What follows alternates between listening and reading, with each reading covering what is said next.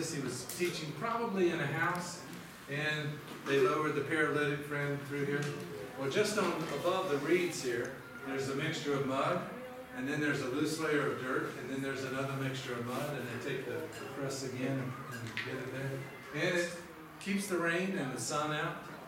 And during the early part of the winter, we actually had a little bit of rain dripping down here, so maybe they repaired that by now.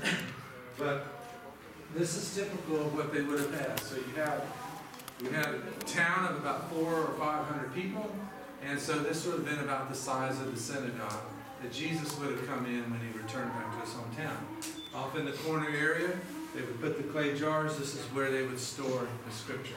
Okay, so you might remember the story as Jesus he went to John the Baptist and he was baptized, and then he went off into the wilderness. And he was tempted for 40 days. And then he came back. And the scripture says that when he returned to Galilee, he returned in the power of the Spirit. Okay? So there were many things that was happening. People began to hear about Jesus as he returned in the power of the Spirit. And so the stories began to spread. And then one day, he decided to come back to his hometown. He entered into the synagogue on the Sabbath, as was his custom. He went to the synagogue, and he was given the place of honor that day.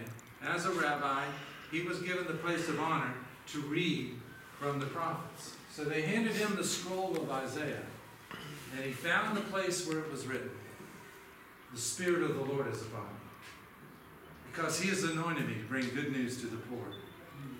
He has sent me to proclaim freedom to the captives, and recovery of sight to the blind, to set the oppressed free." And he rolled up the scroll. He handed it to the attendant. And he sat down. Because in those days, he would stand to read, and he would sit down to teach. Okay? So, you can imagine, as he sits down, and even as he was reading the scripture, he's probably looking at people that he grew up with. This was his hometown. Okay? Maybe they had heard the stories that were going around about him. Maybe they had come just to hear this man. So he's looking around, and maybe with a smile, he looks at them and he says, "Today, this scripture is fulfilled in your hearing." Wow. Whoa. What was he saying? This was a messianic scripture. This was talking about the Messiah, that he had come to do what? To set the oppressed free. And he says, "Today, this is fulfilled." Well, they said, "Such gracious words are coming out of his mouth." And they were very happy. But then they started to say, "Isn't this Joseph's son? You know, we grew up with him, right?" And in just a few minutes, from the gracious words, in just a few minutes, they were going to get so mad at him that they were ready to take him out and throw him off the cliff, just like we saw in that third ring, remember?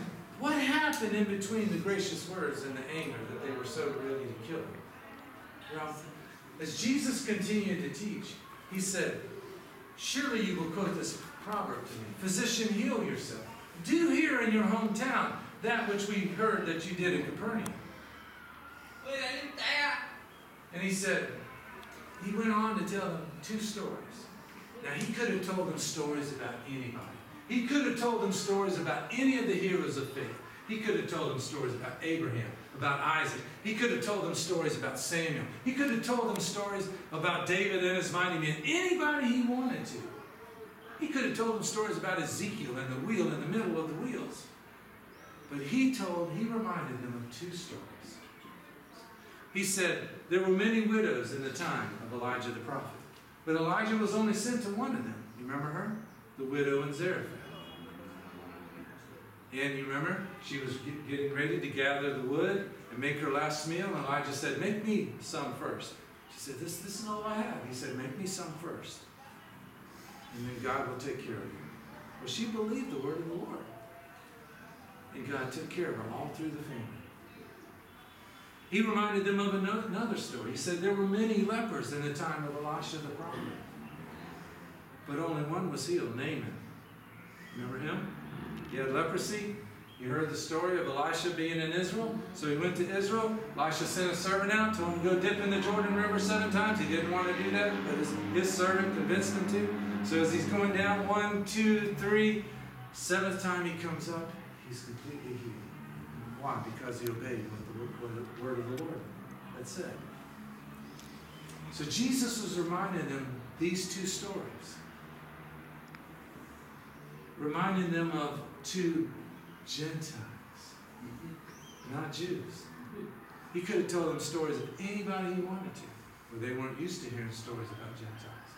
They weren't used to hearing things. But you remember about these 2, they believed the word of the Lord, and they did what the word of the Lord said, and the Lord took care of them, right? And here the word was standing right in front of them to do what? To do exactly what he had just read, to set the oppressed free. And if anybody would believe what the Lord said, and would believe what Jesus' teachings, and would come and follow him, and believe in him, then they would be set free from their oppression. The oppression of sin was gone.